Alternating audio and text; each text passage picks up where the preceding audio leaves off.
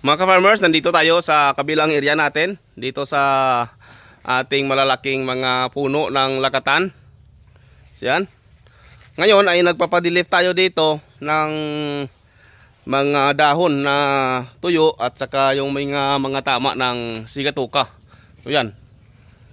Yan si Cardo ang taga-dilif natin. Yan. So dito tingnan nyo, ito yung mga dahon ng ating mga saging dito. Sobrang ganda na ng mga dahon nila. At yung bunga ng ating mga second generation, yan o, lalaki. Yan. So dito, maintain ang pag-spray natin ang Growers Bet 1000 Plus full year fertilizer. Ngayon ay pinapadilipan natin dito para mamaya ay pa-sprayhan na natin ng Growers Bet 1000 Plus full year fertilizer. So yan, kapag nagdi-dilif ay maintain talaga ang disinfection gamit ang Sunrox at saka tubig para hindi malipat ang sakit. Sakaling mayroong sakit yung kabilang puno, hindi malipat sa iba. Dapat paglipat sa pagtapos na magdilif dito sa kabila, paglipat sa dito ay i-disinfect muna ang ating gamit. Yan. So dito tingnan natin yung mga puno ng ating mga saging dito. Yan. Ito, magaganda. Oh, dito mayroon namang mayroong malaking puso. Oh, yan. So dito mga ka-farmers, tingnan niyo din. Yan, ito mga ka-farmers, So ito yung isang puno ng second generation natin. Yan, dalawa ang ating pinapasunod. Tingnan niyo ang bunga, sobrang laki. At saka yung isa dito, may puso na. Oh, di ba? So, ito ang kagandahan kapag dalawang puno ang pinapatuloy natin. So, dito sa kabubuang area kong ito, ang tanim natin dito ay nasa 450 plus na puno ng lakatan. So, kapag dalawa ang pinapasunod natin, tulad niyan.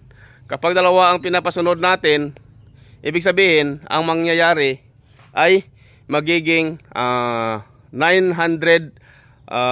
hills ang kabubuan kapag dalawa ang pinapatuloy natin na follower, di ba? So tulad nito, sa first generation natin ay 450 na puno. Ibig sabihin, kapag dalawa ang pinapatuloy natin, magiging 900, di ba? Yan.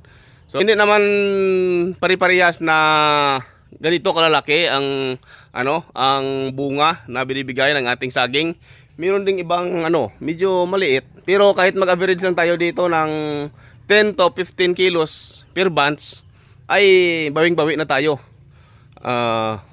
Kasi itong saging natin, itong second generation natin, ito ay makonsider na natin na ginansya o ROI na natin. Yan, tulad nito, yan, laking buwig. So ROI na natin ito kasi nabawi na natin ang gastos sa first generation natin.